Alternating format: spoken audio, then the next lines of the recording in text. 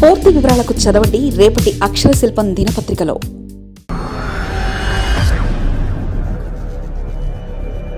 కాగల కార్యం టీడీపీ నెరవేరుస్తుందా? జగన్కు టీడీపీయే సానుభూతి తెచ్చిపెడుతుందా? దగ్గరుండి మరీ జగన్కు మేలు చేస్తున్నారా? సానుభూతి తెప్పించి పని జరిపించి కాగల కార్యం గంధర్వులే నెరవేరుస్తారని ఒక జాతీయం ఉంది. ఇది ఇప్పుడు టీడీపీకి అతికినట్లు సరిపోతుంది. వైసీపీకి అన్ని విధాల లాభం తెచ్చే పనుల్ని టీడీపీ నేతలు చేస్తున్నారు. ప్రస్తుతం టీడీపీ నేతల పాలన మీద ఫోకస్ పెట్టకుండా కొందరైతే కేవలం జగన్ విమర్శించడానికి కోరుకుంటున్నారు. దీనివల్ల జగన్మోహన్ రెడ్డి గ్రాఫ్ పెరుగుతుంది, అలాగే వైసీపీ గ్రాఫ్ కూడా నెమ్మదిగా పెరుగుతుందని అంచనా. మొన్నటి ఎన్నికల్లో దారుణంగా ఓడిపోయిన వైసీపీ మళ్ళీ టీడీపీ నేతల వల్లే పుంజుకుంటుందని ఇప్పటికే నిపుణులు అంచనా వేస్తున్నారు. మరోపక్క వైసీపీకి లాభం తెచ్చిపెట్టినట్లే పనులను మాత్రమే కాకుండా వైసీపీకి ఉండే నెగిటివ్ని తొలగించే పని కూడా టీడీపీ నేతల్ని దగ్గరుండి మరీ భుజాల మీద వేసుకున్న పరిస్థితి ఏర్పడింది. తెలుగుదేశం పార్టీ నేతల్లో ఏమాత్రం మార్పు రావడం లేదు. జగన్ను లక్ష్యంగా చేసుకుని విమర్శలు చేస్తూ మళ్లీ సానుభూతి పుష్కలంగా తెచ్చిపెట్టే ప్రయత్నం చేస్తున్నారనిపిస్తుంది. అసెంబ్లీ సమావేశాల వేదికగా గత కొద్ది రోజుల నుంచి జగన్ను లక్ష్యంగా చేసుకుని తిట్టిపోస్తున్న టీడీపీ నేతల వ్యాఖ్యలతో జగన్ డ్రాఫ్ మరింత పెరిగే అవకాశాలున్నాయి. ఈ సంగతి గతంలో అనేకసార్లు జరిగిన ఎన్నికల్లో స్పష్టమైనప్పటికీ ఇప్పటికీ టీడీపీకి చెందిన మంత్రులు, ఎమ్మెల్యేల వైఖరితో మార్పు రాలేదు. గతంలో జరిగిన ఫలితాలు ఈ విషయాన్ని వెల్లడిస్తున్నప్పటికీ నేతలు తమ వ్యవహార శైలిని మార్చుకోదలుచుకోలేదు. మంత్రులు తమ పదవులను కాపాడుకోవడానికి, ఎమ్మెల్యేలు మంత్రి పదవులు పొందడానికి జగన్ను వ్యక్తిగతంగా దూషిస్తున్నారనే వ్యాఖ్యలు వినిపిస్తున్నాయి.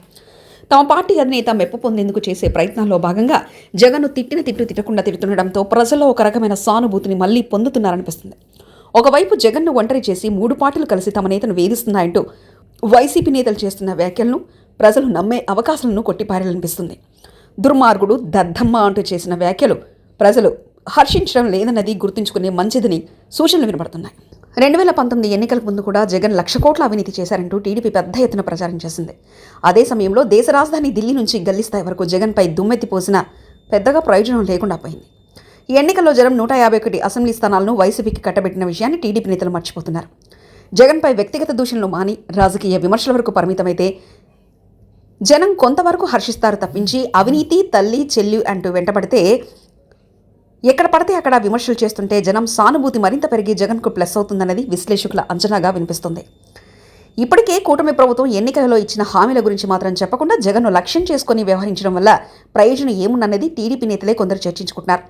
కేవలం కొందరు తమ స్వార్థ ప్రయోజనాల కోసం జగన్ను తిట్టి పదవులను పొందాలనుకుంటున్నారని, అది సుదీర్ఘకాలంలో కూటమి పార్టీలకే నష్టమని వారు ఆఫ్ ది రికార్డుగా వ్యాఖ్యానిస్తున్నారు.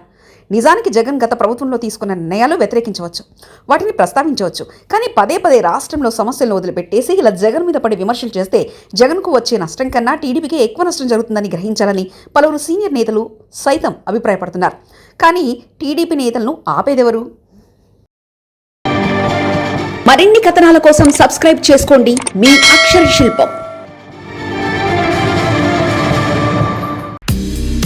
పూర్తి వివరాలకు చదవండి రేపటి అక్షర శిల్పం దినపత్రికలో.